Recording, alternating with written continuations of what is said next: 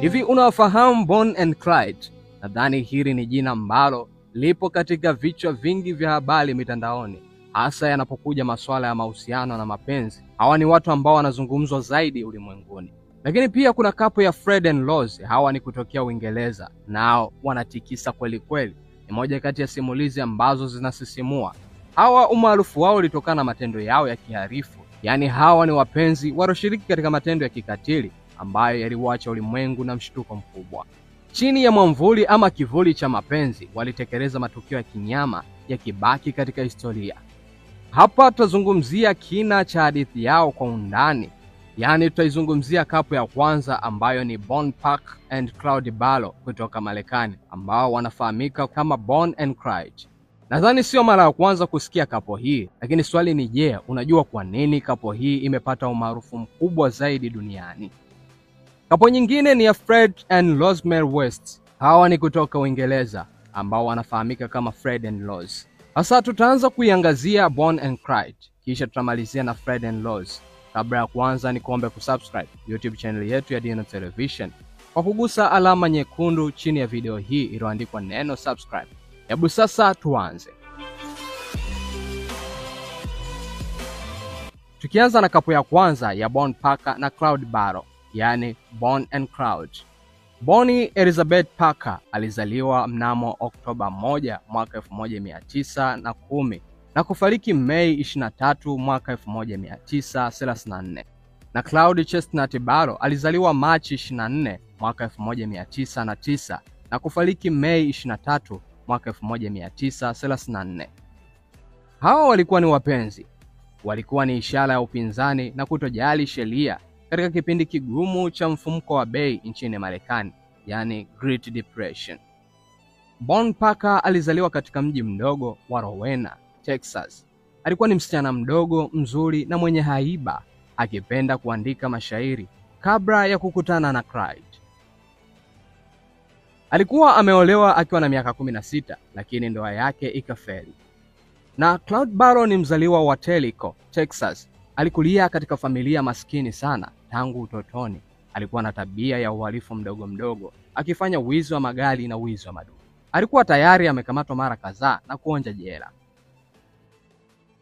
Walikutana mnamo Januari 1930 huku West Dallas. Inasemekana Clyde alikuwa ameenda kumtembelea rafiki yake wa kike ambaye alikuwa ni rafiki pia wa Bonnie. Kwa bahati nzuri siku hiyo Bonnie alikuwepo nyumbani kwa rafiki yake. Bonnie alikuwa akimsaidia rafiki yake jikoni. Walipendana mara tu baada ya kukutana. Bonnie alivutiwa sana na uhuru na ujasiri wa Clyde, huku Clyde akivutiwa sana na akili na haiba ya Bonnie. Uhusiano wao uligeuka haraka na kuwa ushirika wa kihalifu. Baada ya Clyde kuachiliwa kutoka jela mnamo mwaka 1932, walianza rasmi maisha yao ya kukimbia sheria pamoja na ndugu wa Clyde, Buck Barrow, na washirika wengine kama W.D. Jones na Henry Mathvin. Waliunda kundi lililojulikana kama Barrow Gang. Walihama kutoka jimbo moja hadi jimbo lingine, wakitekeleza wizi wa benki, wizi wa maduka madogo madogo na vituo vya mafuta katika majimbo ya kusini magharibi mwa Marekani. Ingawa wizi wa benki uliovutia zaidi, mara nyingi waliiba maduka madogo ya kijiji kwa sababu ilikuwa ni rahisi na hatari kidogo, na waliweza kupata pesa za haraka za kutosha kununua chakula na petroli. Kundi hilo lililojulikana kwa matumizi yao ya silaha nzito, Browning Automatic Rifle, ambazo zilikuwa na nguvu kubwa kuliko bunduki za maafisa polisi wa wakati huo. Walikuwa wepesi wa kutoroka, wakitumia magari ya kasi na ujuzi wao wa kuendesha gari. Ghafla Bonnie and Clyde walianza kujizolea umaarufu mkubwa Marekani. Kitu kilichowafanya Bonnie and Clyde kuwa maarufu sana ni jinsi ambavyo waliunda picha yao ya mapenzi machoni mwa watu. Bonnie alikuwa akipenda kupiga picha, na picha zao zilionekana wakicheza na silaha, wakivuta sigara na kuvaa mavazi ya kisasa ya wakati huo. Picha hizi pamoja na mashairi yaliyosimulia hadithi zao yaliandikwa na Bonnie na kutumwa kwenye magazeti. Nikukumbushe tu, hiki kilikuwa ni moja ya kipindi kigumu sana nchini Marekani. Watu wengi walikuwa wakikumbana na ugumu wa maisha kutokana na mfumuko wa bei, yani Great Depression, uliotokea kutokana na vita vya kwanza vya dunia. Bonnie and Clyde walionekana kama mashujaa wa kisasa, yani Robin Hoods wa karne ya 20, ingawa ukweli ni kwamba hawakuiba kutoka kwa matajiri ili kuwapa maskini. Sasa iko hivi, Robin and Hoods ilikuwa ni njia ya kishujaa ambayo walikuwa wakipewa watu waliokuwa wakiwaibia matajiri na kugawa vitu hivyo kwa maskini, ambapo uhalifu wa namna hiyo ulikuwa kwa kiwango kikubwa sana, na kila aliyefanya uhalifu wa namna hiyo alikuwa akionekana shujaa kwa jamii kubwa ya Wamarekani katika kipindi hicho. Hivyo basi, Bonnie and Clyde walijikuta wakipendwa na jamii ya watu masikini kama vile walivyokuwa wakipendwa wahalifu wa Robin Hoods. Nyuma ya picha hiyo ya kimapenzi na hadithi za umaarufu kulikuwa na ukweli mchungu wa ukatili na umwagaji damu.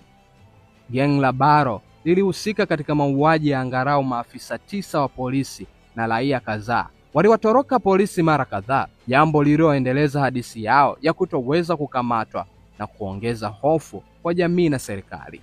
Serikali ya Marekani, hasa FBI na mamlaka za majimbo, liliweka Bonnie and Clyde kipaumbele cha juu, yani most wanted people. Maafisa waliagizwa kuwaua, si tu kuwakamata.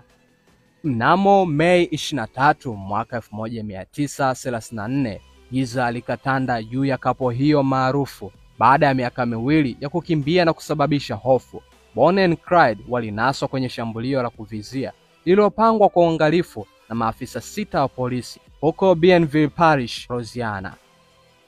Walikuwa wakiendesha gari la aina ya Ford V8. Walikuwa wakikimbizwa na maafisa. Walikufa katika mvua ya risasi. Magari yao yalikuwa yametobolewa na mamia ya risasi, na miili yao ilikuwa imepigwa risasi nyingi. Kifo chao cha kikatili kilimaliza utawala wao wa ugaidi na kuweka alama ya mwisho wa enzi ya wahalifu wa Public Enemy. Walizikwa tofauti kulingana na matakwa ya familia zao.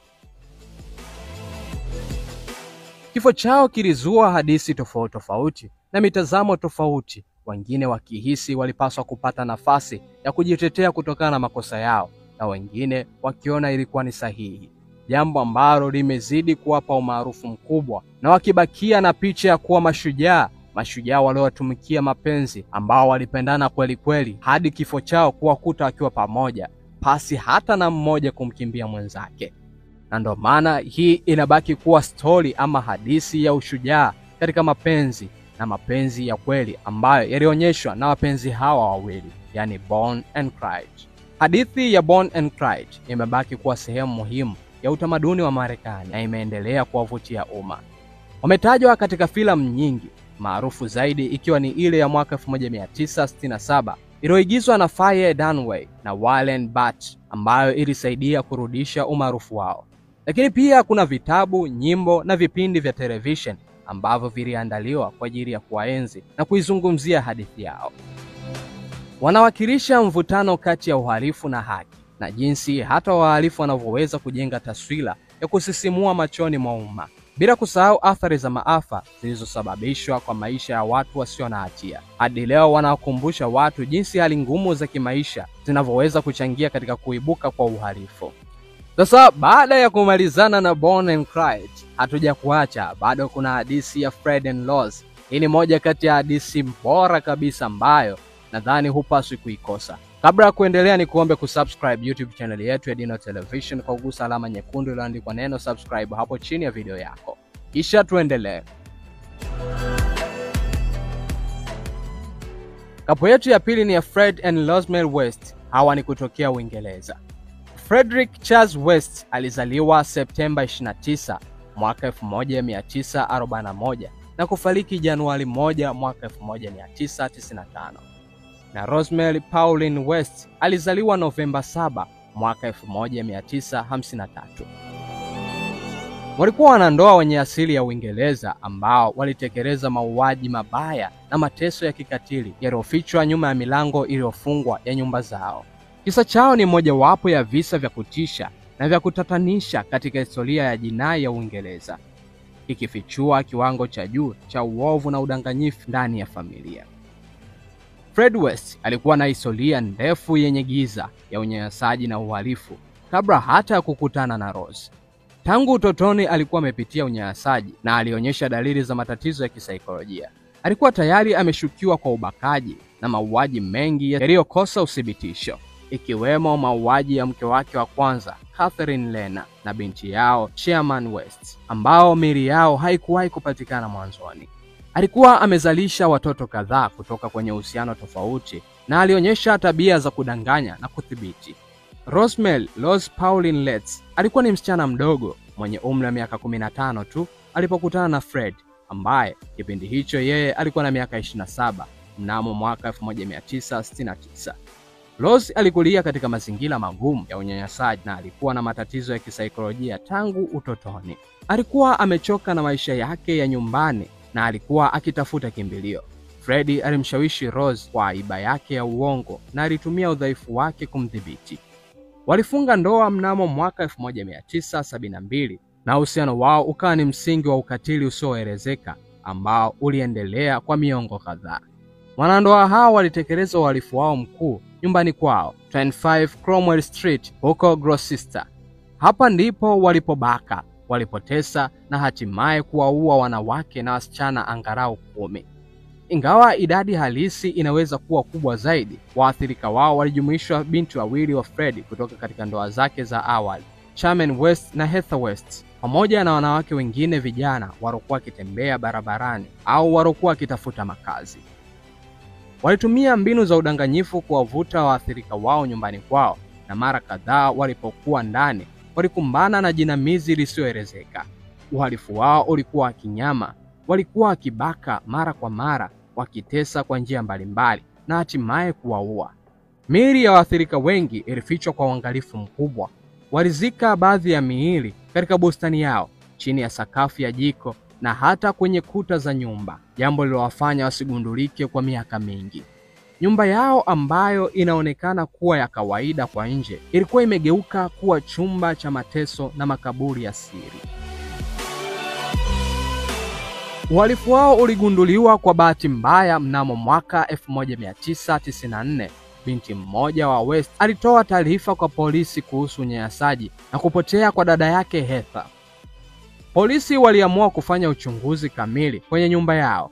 Kile walichokikuta kilikuwa cha kutisha. Mabaki ya binadamu yalipatikana yakiwa yamezikwa kwenye bustani, na uchunguzi wa kina ulifichua mabaki zaidi ndani ya nyumba. Ufunuo huo wa kutisha ulishitua taifa.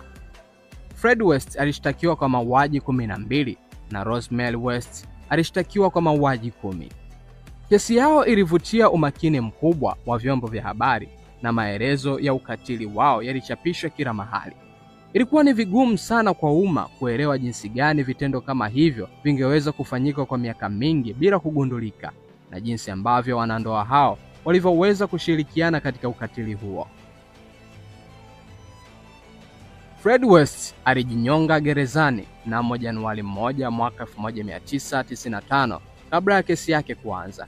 Hii ilimaanisha kwamba hakuwahi kukutwa na hatia rasmi mahakamani kama muuaji, ingawa ushahidi dhidi yake ulikuwa mkubwa.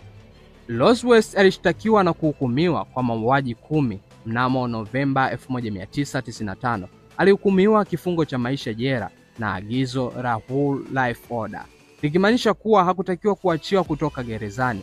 Anabaki kuwa mmoja wa wanawake wachache nchini Uingereza waliofungwa maisha yote. Kesi ya Fred and Rose ilishtua Uingereza na dunia nzima kwa kina cha ukatili wake na jinsi ilivyofichwa kwa muda mrefu. Nyumba yao ya 25 Cromwell Street ilibomolewa mnamo mwaka 1996 kwa sababu ya sifa yake mbaya na kuheshimu kumbukumbu za waathirika. Hadi hapa tumemaliza simulizi yetu ya kapo zetu mbili. Kapo yetu ya kwanza ikiwa ni ya Bonnie and Clyde na hii ya pili ikiwa ni ya Fred and Rose. Ni kipi ambacho umejifunza kuhusiana na kapo hizi? Je, umeenjoy story hii na unaifuatilia story hii ukiwa wapi? Niandikia hapo chini kwenye comment. Kukumbusha kusubscribe YouTube channel yetu kwa kugusa alama nyekundu hapo chini ya video yako iliyoandikwa neno subscribe, kisha turn on notification. Hii ni Dino Television. Mimi ni Mr. Voltage.